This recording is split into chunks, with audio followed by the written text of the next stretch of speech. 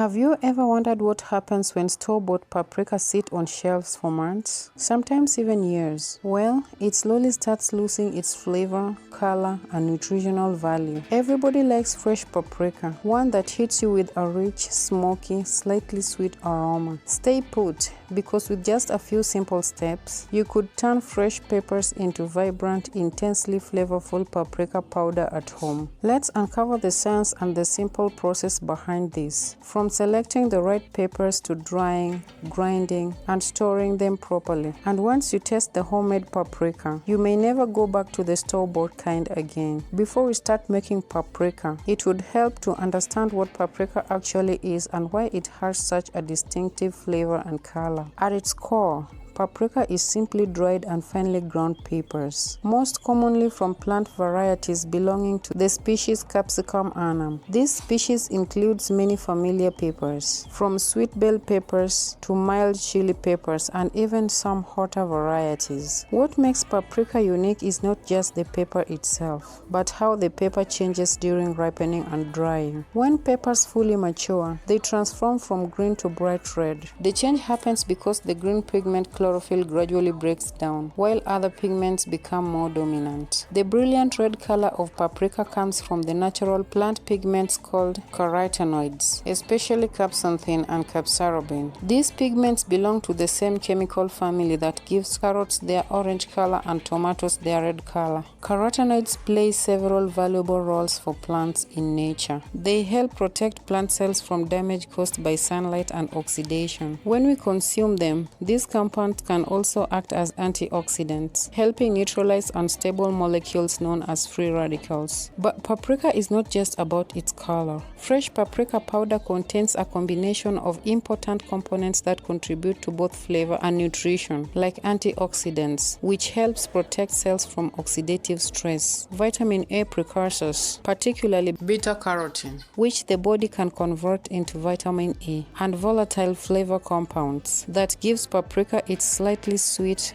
earthy, and sometimes smoky aroma. Many of these flavor molecules develop or become more concentrated during drying process. As water slowly evaporates from the pepper tissue, the natural sugars, oils, and aromatic compounds become more concentrated, intensifying the flavor. However, these beneficial compounds are not potent. Over time, exposure to light, oxygen, and heat gradually breaks down these delicate molecules. This process is known as oxidative degradation, and it slowly reduces the aroma and nutritional value of paprika. This is why paprika that has been sitting on a supermarket shelf or in the back of your spice cabinet for months may taste flat, dusty, or weak. A relatable way to think about this is to compare it to a freshly ground coffee beans. When coffee beans are freshly ground, they release hundreds of aromatic compounds that create that rich, inviting smell. But if the ground coffee sits exposed on air for weeks, many of these compounds evaporate or break down, leaving behind a dull flavor. Paprika behaves in a similar way. By making paprika at home and grinding it fresh, you preserve far more of natural oils, pigments, and aromatic molecules, resulting in a spice that is far brighter, richer, and more flavorful than most store-bought versions. And all this starts with choosing the right peppers. Great paprika begins with great peppers. The quality, sweetness, and intensity of your final spice depend heavily on the type of ripeness of the peppers you choose. Traditionally, paprika is made from sweet red peppers or mild chili peppers, which provide rich color and balanced flavor without overwhelming heat. When selecting peppers, look for ones that are fully ripe and deep red, firm, smooth, and heavy for their size, and free from mold, wrinkles, or soft spots. This is why ripeness is so important. As peppers mature on the plant, a series of biochemical changes occur inside the fruit. Early in their growth, peppers are green because their cells are filled with chlorophyll, the pigment used for photosynthesis. But as the fruit ripens, chlorophyll begins to degrade. At the same time, the plant starts producing large amounts of carotenoids pigments, including capsicum and capsicum. These pigments create the deep red color associated with paprika, but they also influence the pepper's flavor.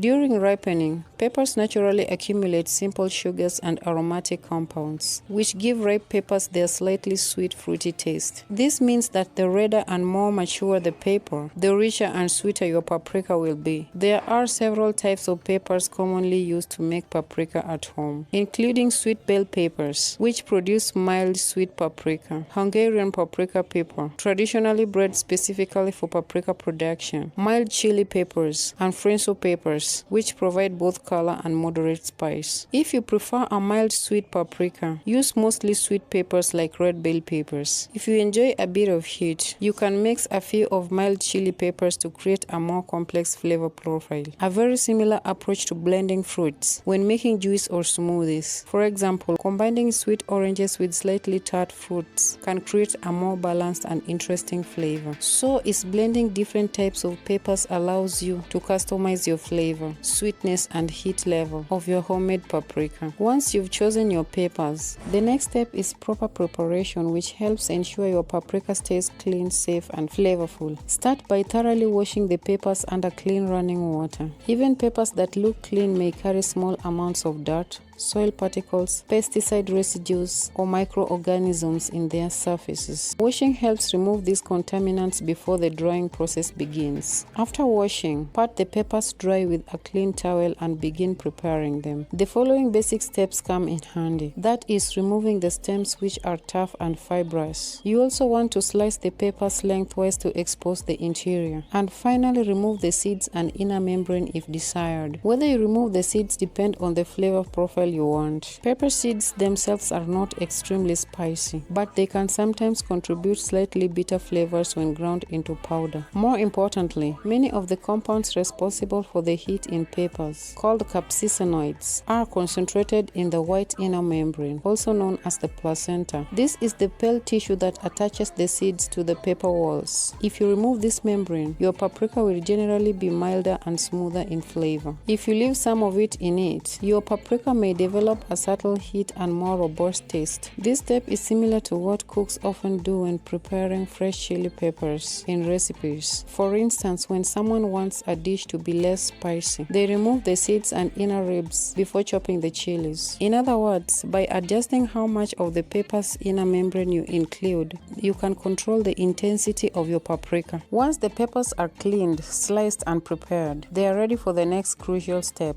the one that transforms fresh peppers into a shelf-stable spice. That is drying. Once the peppers are completely dry, brittle, and crisp, they are finally ready to be transformed into paprika powder. At this point, the peppers should snap easily when bent. If they still feel flexible or leathery, they likely contain too much moisture and should be dried a bit longer. Even small amounts of leftover moisture can cause the powder to clump or spoil during storage. To grind the peppers into paprika, you can use several tools depending on what you have in your kitchen, including spice grinder, which is the most efficient and commonly used tool, a coffee grinder. This works very well if dedicated to spices, a high-speed blender, useful for grinding large batches, and a mortar or pestle, the traditional method used for centuries. Each method works by applying mechanical force to break apart the dried pepper tissue. When the pepper walls are crushed and ground into smaller particles, they release natural oils, aromatic compounds, and pigments that were previously trapped inside the plant cells. This release of compounds is why freshly ground spices smell dramatically stronger and more vibrant. If you've ever cracked fresh black pepper over a dish instead of using pre-ground pepper, you've probably noticed how the aroma instantly fills the air. That's because grinding exposes fresh surfaces of the spice, allowing volatile aromatic molecules to escape. The same thing happens with paprika. When you grind dried peppers,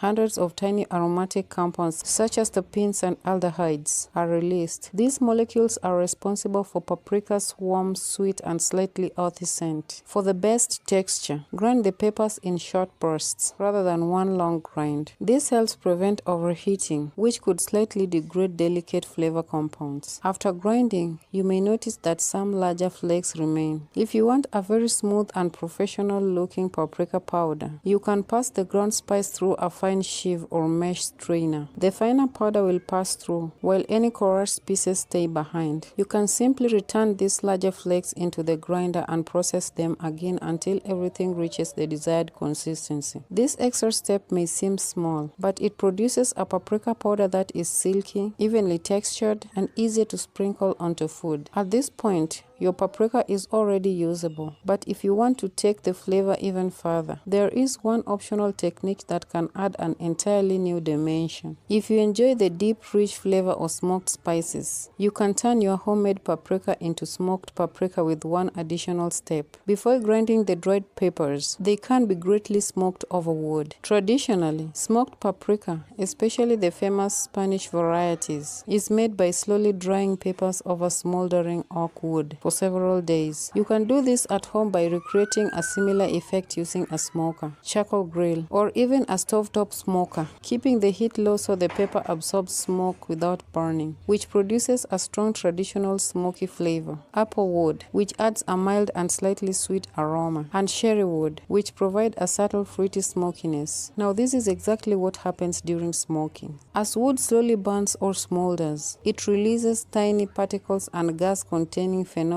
compounds, aldehydes, and organic acids. These compounds are crucial in the smoke and settle into the surface of the peppers. Phenolic compounds are particularly important because they contribute to the deep, smoky, slightly woody flavor associated with smoked foods. Interestingly, these same compounds are responsible for the distinctive flavor of barbecue, smoked fish, and smoked meats. As the peppers absorb these molecules, their flavor becomes more complex and layered. Instead of simply tasting sweet and earthy, smoked paprika develops notes that can be described as warm, smoky, slightly sweet, and deeply savory. After smoking the paprika for a few hours, or until they develop a noticeable smoky aroma, you can grind them the same way as regular dried peppers. The result is a rich, aromatic smoked paprika that can transform dishes like roasted vegetables, stews, eggs, grilled meats, or even simple soups. After all of that effort, proper storage becomes essential to preserve the color, aroma, and flavor of your homemade paprika. Paprika should be stored in airtight containers, ideally made of glass. Glass jars work well because they do not absorb odors or react to the natural oils in spices. Once sealed,